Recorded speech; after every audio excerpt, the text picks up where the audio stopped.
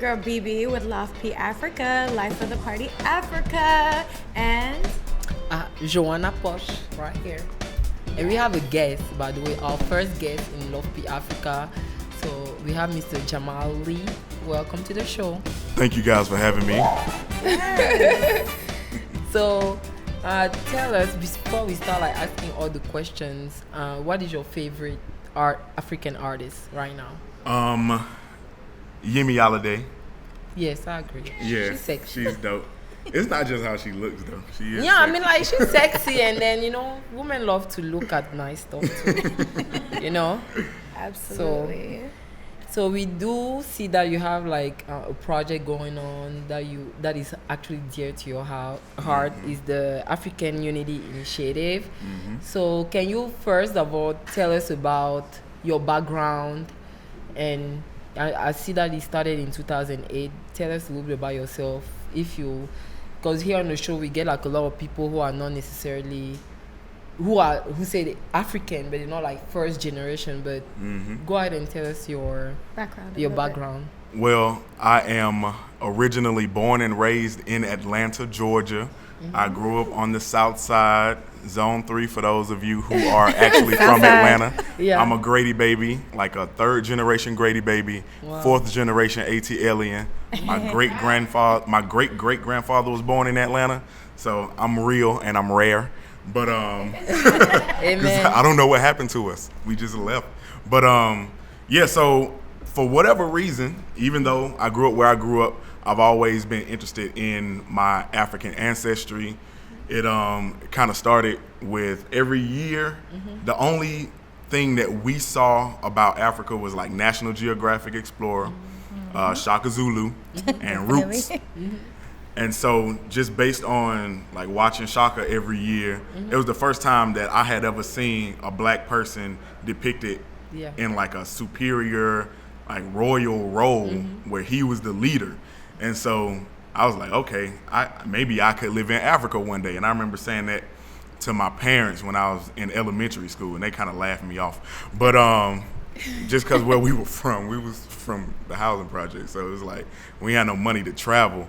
But it kept growing in me as I grew up, and I started reading books.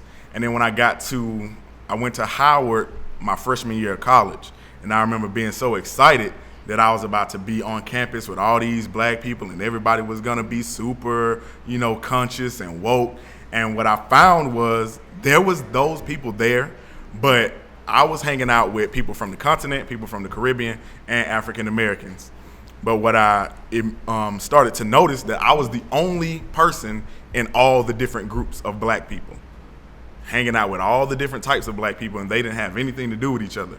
And so I started asking questions and kind of probing, and what I would get from people, whether they were African American, from the continent, or from the Caribbean, they had negative things to say about each other. And as you start to hear it, all these negative things don't sound like they came from the people. Sounds like the people are just regurgitating things that they had heard from others and what we had been miseducated about. And so I was like, all right, got to do something about this. And so I started to gather people around on campus. Unfortunately, my Pell Grant magically disappeared, and I wasn't able to pay my tuition after my freshman year. So I ended up back in Atlanta, and then I was at Atlanta Metro, and I was pretty much gifted my own student organization on campus. Wow. And that's where I started the African Diaspora Dialogue, because crazy enough, I saw the same thing on the campus of Atlanta Metro that I saw at Howard. And I was like, okay, this isn't just a one place thing. This is a big issue. And I've always been the type of person that if I saw something, I was going to do something about it. So I just said, all right, let me put together a program. What we need to do is discuss these issues with each other and know more about each other, because I'm hanging out with everybody and I can see that it's kind of like when white people say, oh, you're one of the acceptable black people. That's what I was getting from the people in the Caribbean and Africa. They were like, oh, you're African American, but you're a little different. It's like, nah, really, I'm still with my people from here. We just don't know as much. I'm just a hungry person that if I don't know something, I'm going to find it.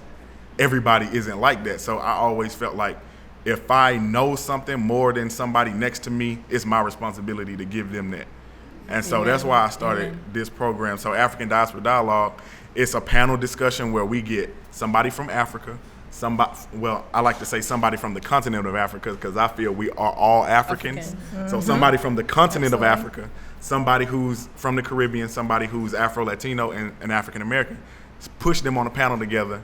And then the audience is really the important piece of the dialogue, though, unlike other panel discussions where 4 people on a panel can't represent even their one region of the diaspora, especially not the whole African world and all the varied perspectives. All the panel does is give the audience a visual cue of what the African diaspora is and what it's made up of. So these 4 different regions we choose intentionally because they are the main regions affected by the transatlantic slave trade. They are the African diaspora that was involuntary.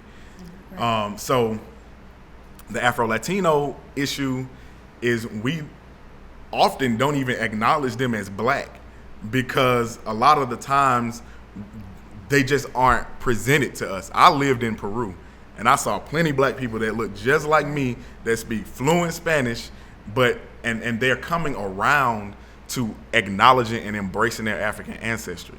And you know, the Caribbean, they've had their history, and we all just need to know more about each other and be exposed. But the audience is going to be built of a more representation by virtue of it's more people.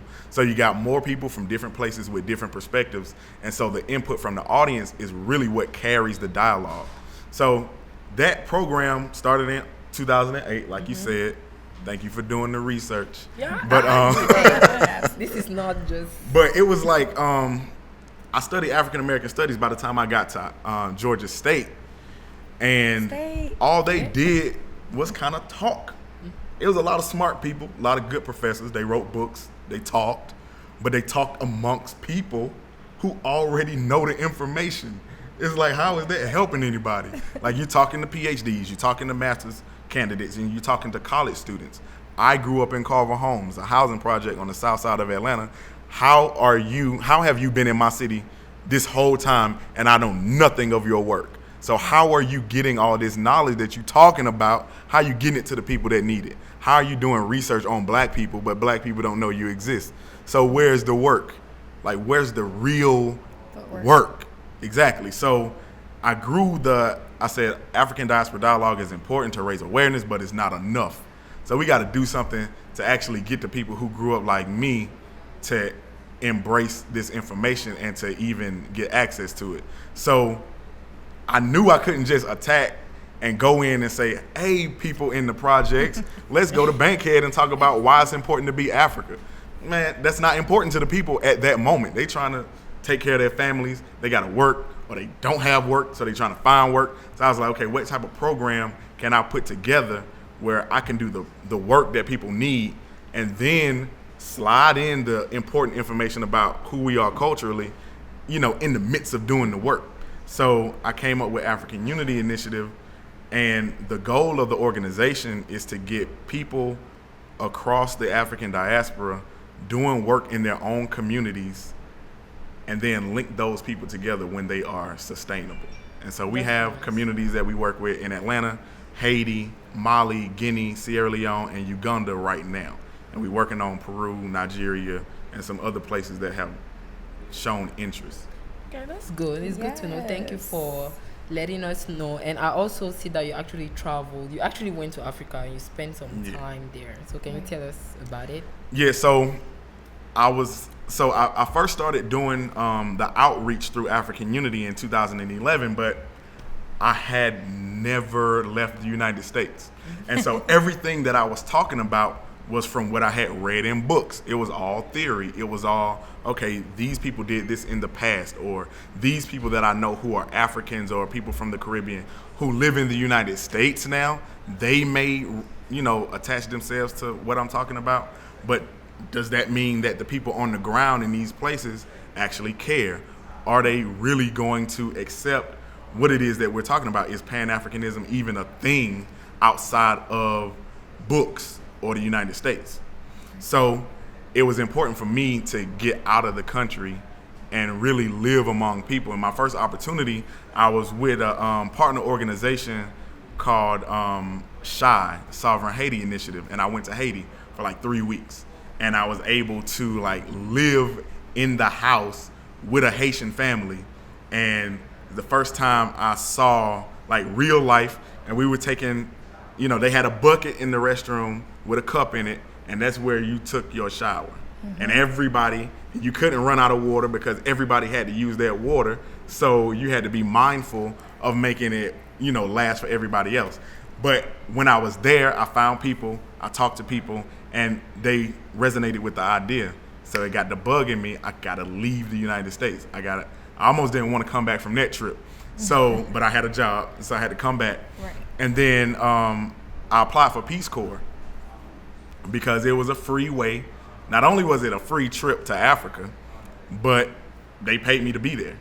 It was, you know, $200 a month, but it was enough to live. And so I was Especially able, in Africa. right. And so I was able to go to Guinea, West Africa, and I lived in a community, and people embraced me like family. I had to learn how to speak French because nobody spoke English. So I had to learn how to speak French in order to learn how to speak the African languages, because, you know, only the educated people speak French. Most of the people in the villages where I was spoke either, you know, one of the 48 African languages that were in the country. And so I had to learn 2 of the African languages just to get by. And it was a life-changing experience. And I would just talk to people, and they would, when people did believe that I was from the United States, because I had a hard time convincing people, but when people did accept that I was from the United States, they wanted to know more about black people in the United States. So I would tell them. And then how long was I there? I was there from 2013 to 2015, 16, something like that, on and off. I would but consistently 2013 to 2015, then I would go back and forth. And so but I remember talking to people, and everybody that I would talk to was like, man, I can't wait to go to America because it's a little paradise. And I was like, not for us. Right. And you know what I'm saying? I had to like, because they don't know, because all they know is what's on TV or in the movies that they watch. True. And most of those movies aren't our movies. They don't even get that much exposed to African Americans or what we do. So do you think that Wakanda and the Lion Kings are doing justice for the African pop culture? I think so. Just like it's important for white people to have Game of Thrones and Lord of the Rings and all these fictitious representations of white culture, it's important for black people to have fiction that we can attach ourselves to, because fiction creates imagination in people. And it's like, okay, if all I see is Lord of the Rings and Game of Thrones and Harry Potter, and that's the only books that I have to read or the only movies I have to watch, then I, as a young black boy, am going to look at European history, because all of it, even though it's fiction, is crowded in European, like, medieval culture. And so it's constantly being pushed in our face that this is the beginning of civilization. The medieval times, King Arthur, all these things, sword and sandal, it was all white people that started everything. So with fiction, it's very important to see representation. Black Panther, I hear a lot of black super overwoke people is what I call them. They overwoke because they complain about Black Panther, but we need the representation. Yeah. Our young people need to be able to look at Africa, even if it's a fantasy, to say that might be a place that I want to go. Every time I see black people talking about, oh man, I can't wait to go on vacation. I want to go backpacking through Europe. I want to go to Paris. I want to go to London. Nobody ever says, I want to go to Lagos. Right. I want to go to Cape Town. I want to go to Accra, because they don't even know that these places have stuff that's fun and entertaining and